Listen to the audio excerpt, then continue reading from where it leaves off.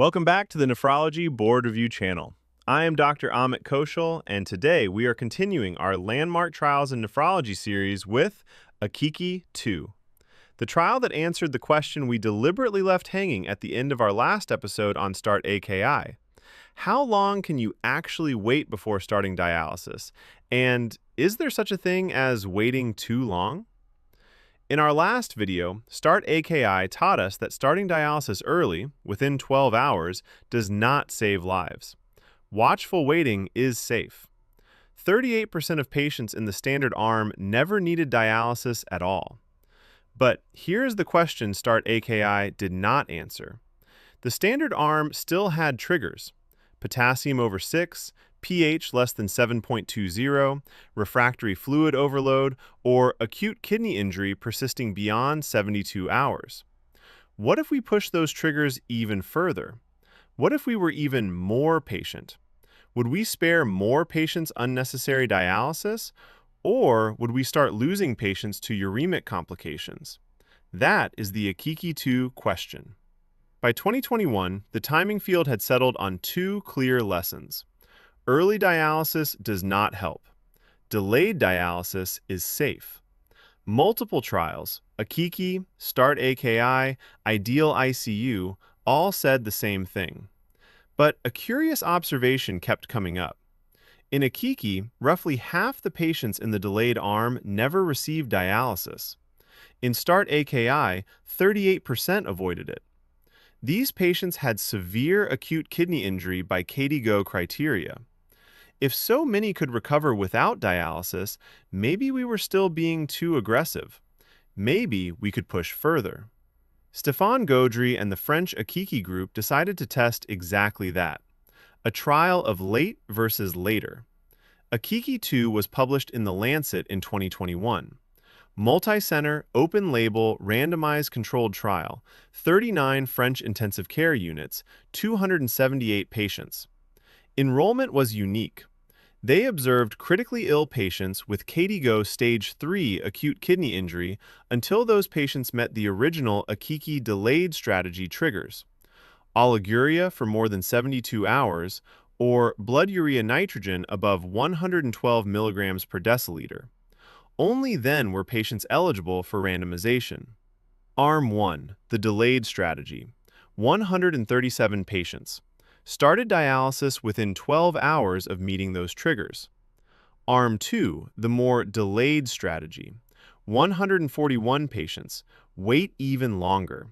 Dialysis was postponed until a mandatory indication emerged: severe hyperkalemia, severe metabolic acidosis, or pulmonary edema, or until blood urea nitrogen reached 140 milligrams per deciliter. Primary outcome: days alive and free of renal replacement therapy between randomization and day 28. Let us be concrete about what this looked like. The delayed arm started dialysis at a median of 3 hours after randomization. The more delayed arm, 33 hours, a tenfold difference in time to dialysis. 98% of patients in the delayed arm received dialysis. In the more delayed arm, only 79%. 21% of the more delayed patients never got dialyzed at all. They either recovered or they died. The more delayed strategy dramatically reduced dialysis use. The question is, at what cost? Here's the headline. The primary outcome: days alive and free of renal replacement therapy at day 28. Median of 10 days in the more delayed group, 12 days in the delayed group. P-value 0.93. No difference. Despite dramatically less dialysis use, the more delayed strategy did not give patients more dialysis-free days. Why? Because when you delay too long, you gain dialysis-free time in the patients who recover, but you lose it to something else: death. And that leads us to the finding that changed practice: 60-day mortality. In the delayed group, 44%. In the more delayed group, 55%. Absolute difference, 11 percentage points. The unadjusted p-value was 0.071. On its face, that crosses the traditional threshold of statistical significance. but the investigators pre-specified a multivariable analysis adjusting for baseline severity. And in that adjusted analysis, the hazard ratio for death at 60 days was 1.65. 95% confidence interval 1.09 to 2.50. P-value 0.018. A 65% higher risk of death with the more delayed strategy, and the confidence interval clearly excludes 1. There was also more metabolic acidosis in the more delayed arm, 30% versus 18%. P equals 0.022. This is the first trial in the timing saga that showed harm, specifically the harm of waiting too long. Here is the board pearl. Remember these 4 points. Population: KDIGO Stage 3 acute kidney injury patients who already met the AKIKI delayed triggers. Oliguria beyond 72 hours, or blood urea nitrogen above 112. Primary outcome: no difference in dialysis-free days. Key harm: 60-day mortality hazard ratio 1.65. More delayed strategy is harmful. Bottom line: there is a floor to watchful waiting. Once the patient has persistent oliguria or uremia, do not keep delaying. Start dialysis. Do not let blood urea nitrogen climb past 140. Now, let us put AKIKI-2 next to STARRT-AKI, because together they tell the complete story. STARRT-AKI, the upper bound. Do not start dialysis too early. No mortality benefit, and you create long-term dialysis dependence. AKIKI-2, the lower bound. Do not wait too long. Once triggers are present, further delay is harmful. Together, they define the safe operating window. The window opens with KDIGO Stage 2 or 3 acute kidney injury. You wait. You monitor. You let the 38% who will recover. But the moment a real indication emerges, hyperkalemia, acidosis, pulmonary edema, or prolonged oliguria with rising blood urea nitrogen, you act. Do not push past those thresholds. Blood urea nitrogen 112 is the edge of safety.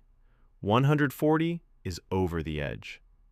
This is the sweet spot of modern critical care nephrology. Every trial has limitations. AKIKI-2 has 3 important ones. 1. Small sample size. 278 patients. This is a fraction of the STARRT-AKI population.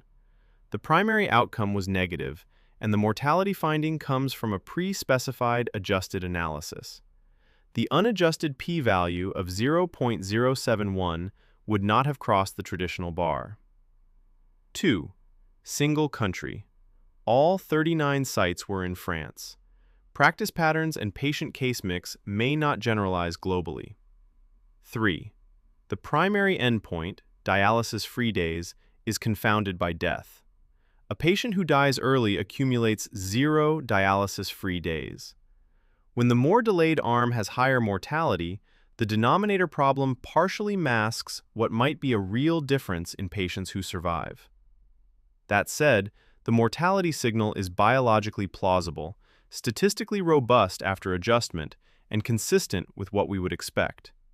Uremia eventually kills. Where does AKIKI-2 sit in 2026? Alongside STARRT-AKI in the KDIGO 2026 Acute Kidney Injury Guideline Draft, which is in public review through April 27, 2026. The draft guideline acknowledges the combined evidence. Accelerated initiation is not recommended. Prolonged delay past conventional triggers is harmful. The KDIGO algorithm now explicitly references a blood urea nitrogen ceiling and persistent oliguria as hard triggers for initiation. STARRT-AKI defined the early boundary. AKIKI-2 defined the late boundary. The guideline lives in between. If you want your voice in the final guideline, go to kdigo.org. The window is open. AKIKI-2 in one sentence. In severe acute kidney injury with persistent oliguria or blood urea nitrogen above 112 and no other urgent indication, do not delay further. Further delay is harmful. Next episode of Landmark Trials in Nephrology, we move to the diabetic kidney disease series, EMPA-KIDNEY, the trial that pushed sodium glucose cotransporter 2 inhibitors from diabetic kidney disease into the full chronic kidney disease population. If this video was useful, subscribe, hit the bell, and share it with your fellows. For kidney health content aimed at patients, check out my Substack, Kidney Health Explained. I am Dr. Amit Kaushal. Thanks for watching.